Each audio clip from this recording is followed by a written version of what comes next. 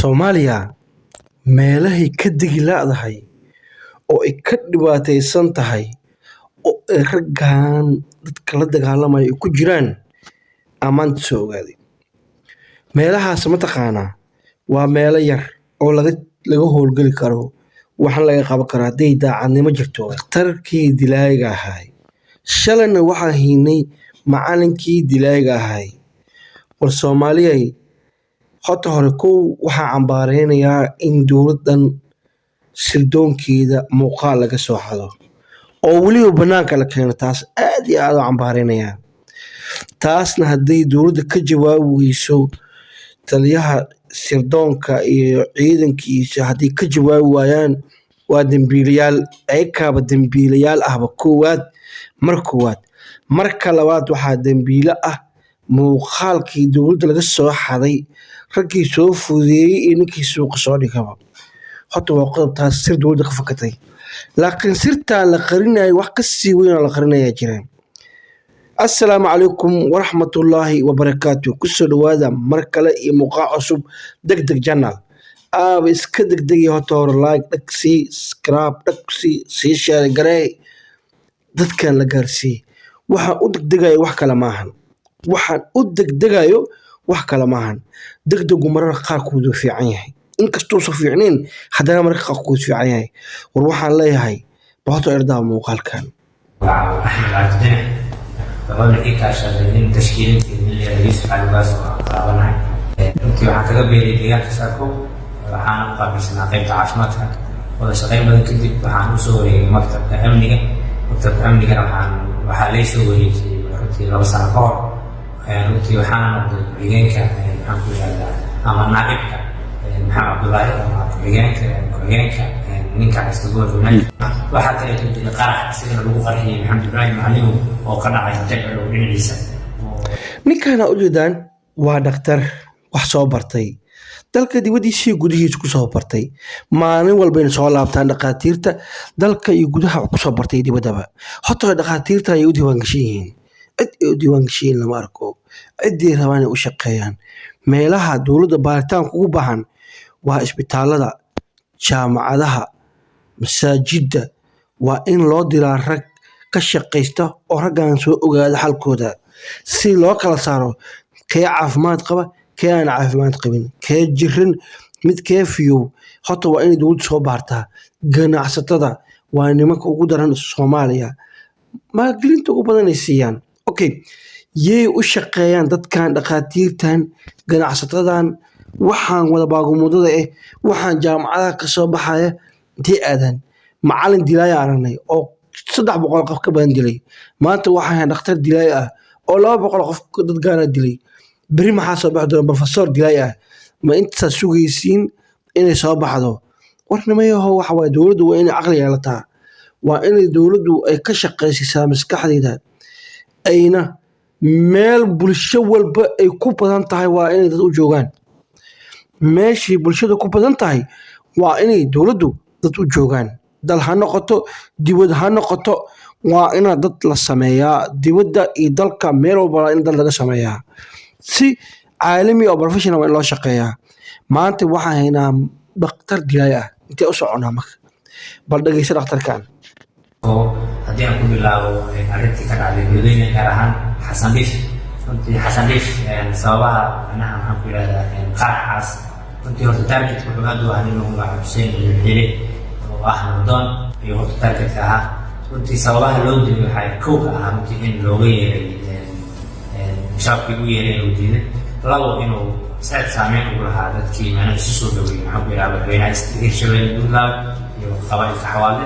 taasaa sababta marka in ninkaas sidaas qaraxaas loo soo abuuro. yaa waay ninkan xaguu u socdaa ehelkiisii uu laayay adeerkiis nabadoonkiisii ugaaskiisii waxgaradkiisii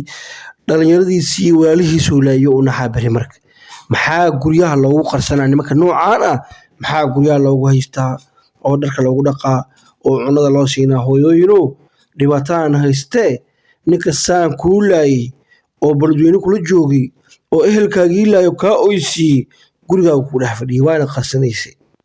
balka waran soo dhibaato ma midda kale dowladda kama shakinayso nimanka la leeyahay dhaqaatiir waaye nimanka la leeyahay macallimiin waaye professor waaye nimanka la leeyahay ganacsato waaye nimanka la leeyahay masaajida jooga imaam waaye lagama shakinayo maanta laga bilaabo in laga shakiyaa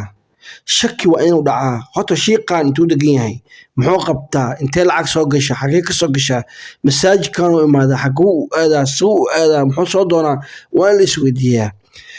la isweydiiyaa ganacsadahan meeqa milyan u haystay shalay meequu haystay maanta meequu haystay xaguu lacagta ka keenay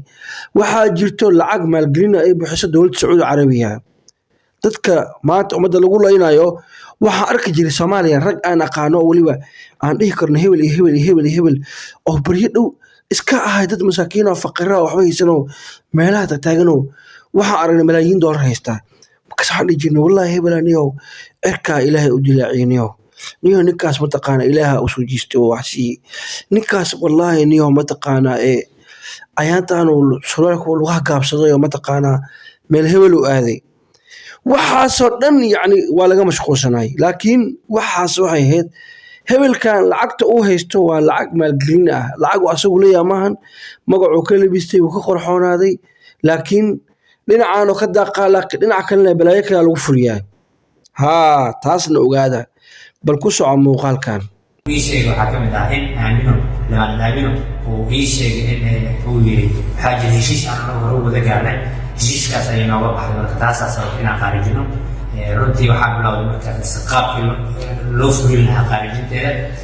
رتي نيك هذا ده قالوا سقاطي جوان سقاطي هو هذا حلوم عبد الله عابي وانيك سقاطي جوان كذب وحب لو ذي فرشة أو ولا lagu taageersanayo xildhibaanada qaar oo ay ka mid yihiin gabar lagu magacaabo Axla oo ah xildhibaan markaas masaakiina ehel ah qaraabo la ah ulay maxaa lagu dilay xildhibaan aamino waxaa lagu dilay waxaa lagu leeyahay shabaab heshiis la gashay way soo xildhibaan shabaab heshiis la gali karaa maxay u qaban jirtay shakiyan way haddii arrintaas run tahay meeqa xildhibaan meeqa taliya ciidan meeqa sargaal meeqa wasiir shabaab heshiis la ah wallahi waa isku dhiban yahay meeqa wasiir shabaab heshiis la ah meeqa xildhibaan shabaab heshiis la ah meeqay siiyaan maxay u ruufiyaanaan maxay warka u gudbiyaan dowladdu sir ma lahan dowladdu waa ka dhammaatay meeshaan dowlad ma jirto mar dhowna haddii sidaan ku sii socdaan ay kala la heshiinaa annaga ka hanlaynina dowladii nimankaan dowlad ku sheegayo dadka masaakiinta halaynina hadda waa kaasaa dagaalka waa looga daaqilaayahay xawaadla waa go-ay waa dhammaaday waa baaba'ay wuxuu taagan yahay meelaa ka laabata manahna sii halgan waa arkeeda baawo kala qabtay qaraxa intuu la ekaay saarnaay inaa lilah hadduu gaarigaas geli lahay magaalo ama uu qarxi lahay ciidankaas ku qarxi lahay maxaa laba dhinac ka hari lahay shabaab maxaa ka hari lahay kuwaas maxaa ka hari waxba kama harin labadaba intaba qarax uu lahay intaba qarax intaas la eg nin keenay wacalus ummadu naxaynin marka ninka u ruufiyaanaya iyo ninka mataqaanaa ka daba shaqaynaya iyo ninka warka u gudbaaya iyo ninka lacagta siinayo maxaad u siisay maxaad dowlad u tahay maxaad u dhaartay kitaabkan beerta u martay daba al-shabaab aad ballan ka qaadaydo maxaad kitaabkan beer u martay meesha waxa jooga baarlamaan maaha wasiira maaha xildhibaana maahan aniga maanta shaki weyn aan qaaday haddiiba xildhibaanad aamino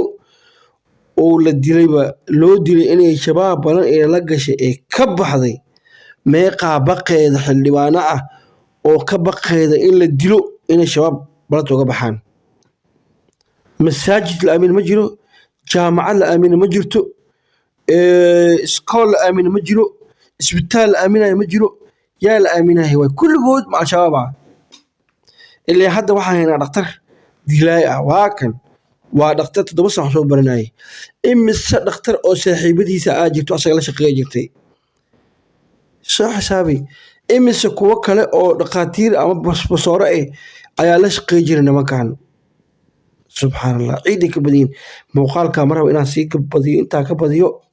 waxaan leeyahay soomaaliyey dalkan way u dhammaatay haddii aad rajo ka leedahay waa inaad daacad u noqotaa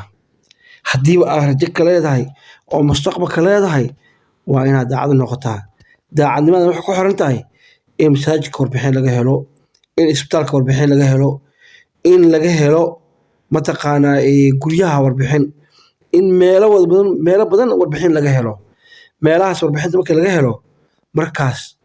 daacadnimana imaado dadka meesha joogo dhaarta maray ay dhaartay maray ka soo baxaan ayna cabsi shabaab ku shaqaynin alxamdulilah guulaa la gaaraa laakiin maalintii guuldaro dhacda mataqaanaa maalintii xaggan la yidhahdo waxaa artiyaa nii ballanqaadaya nii samaynana xaggan la yidhahdo kutaab baan nii marnay wax guula lama gaarayo ogaada taas assalaamu calaykum waraxmatullaahi wabarakaatu